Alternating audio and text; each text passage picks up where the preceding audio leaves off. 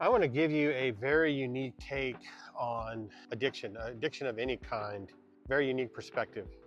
So, a lot of times, people that have addictions, and most people actually do, whether it's some type of substance or drug or alcohol or pornography, it could be work, it could be food. A lot of times, what's happening is it's like a self medication. So, in dealing with addiction, number one, ask God for his help. Two, I'm going to give you and suggest an approach that is a little bit different from probably what you've heard. And that is addiction and the things that we're addicted to most of the time become an escape for us.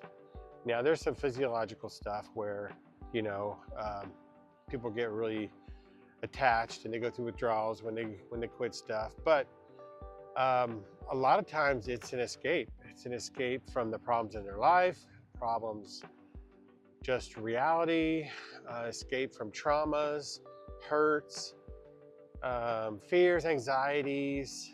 It's an escape.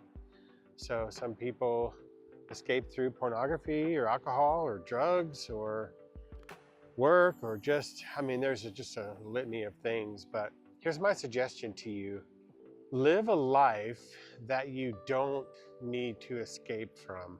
Now that seems idealistic and it seems simple, but here's the thing, okay? We've done stuff in our life and maybe we feel guilty about it.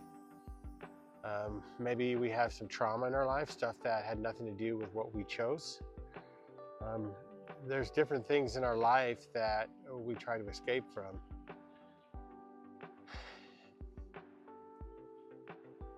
So separating ourselves from those things and letting those become a part of our story is a big part of moving on.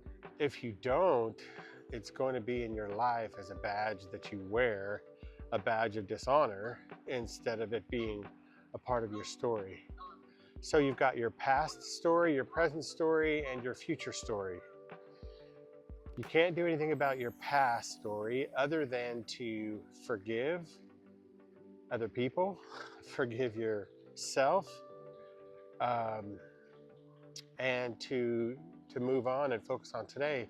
If you don't forgive, everything in the past is going to carry into today, and it's going to infect today's reality, and it's going to taint it, and it's going to taint your future. So forgiveness is a huge part of that. As far as your present, if you're not happy with your life, where you're at, what you're doing, I'm going to encourage you to change that, because you have a lot of power in your life, a lot more than you realize, to actually change your life and the direction you're going and what you're doing and how you're living your life. And that just comes from choices. It also comes from making peace with your past. Reconciling, I believe, is really important. If you've made bad choices and it's hurt other people, to go make amends the best you can and resolve your past, so to speak. You can't change it, but you can at least give it some kind of meaning and closure so that you can live in the present without it being tainted. So now, living in your present, you want to have your future in mind as far as what do you want your life to be about. And I'm not just necessarily talking about goals. Goals are a part of helping you get in that right direction, but what do you want your life's meaning to be about? What's the kind of life that you're going to be proud of? What's the kind of life that's going to make you happy? And don't just casually look into that topic, but really, really consider it, because life is short. It seems very slow in the moment, but really life is pretty short. It goes by fast.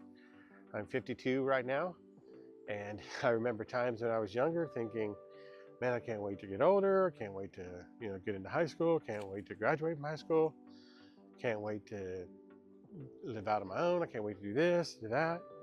And man, it goes by so fast. You're just gonna have to trust me. So be intentional about your life and thinking about your future. Um, and then what kind of a life is going to be something that you're going to be proud of? Because like I've mentioned before, our life is a book, it's a story. And however you want that story to read is going to all depend on how you write it, choices you make, the directions that you go in. So be intentional about your life. If you don't, here's something you have to understand about human nature. This is really important. And that is that we naturally, because of our sin nature, we naturally slide towards unhealthy stuff.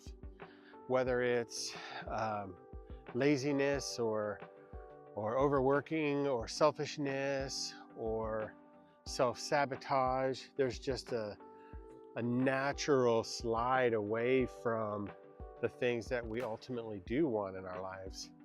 And there are people that, I think most people have an idea about what they do want for their lives, but they're not living their lives in a way that they would end up where they want to go.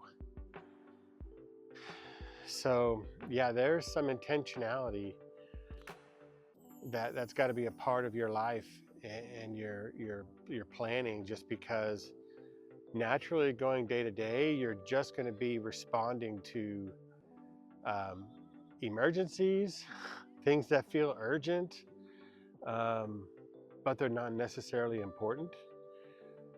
So if you're living a life that you don't even like, it's going to be a lot harder to get out of any type of addiction or self-medication. Start creating a life that you can enjoy. And once you're in that, I mean, you'll still have some kind of rough days, but it's not going to be like 80 to 90% of my life is just unhappy. You know, maybe it's more like 80 to 90% of my life is pretty happy and I just had a bad day, or I just got some disappointing news. And in those moments, you know, you want to stay strong so that you don't go back into that addiction. The addiction is just going to take you into a spiral that makes you like your life even less, which you're going to want to escape from even more, which is going to cause you behaviors that are going to make you like your life even less. And it's a cycle. So part of the breaking addiction cycle and keeping from escaping from food and drugs and alcohol and all these things that can be very destructive for us is having a life that you don't have to escape from. So really think about that. And my advice is to give your life to God and ask Him to help you to do that, because He designed you. He knows you inside and out better than anything or anybody. And He created you. That's my belief, my opinion. And that's how I choose to live my life. And it took trust to do that, but I'm so glad I did. And so I hope you do too. So this is David Miller. We're working on a journey of a life with meaning. And we'll see you on the next one.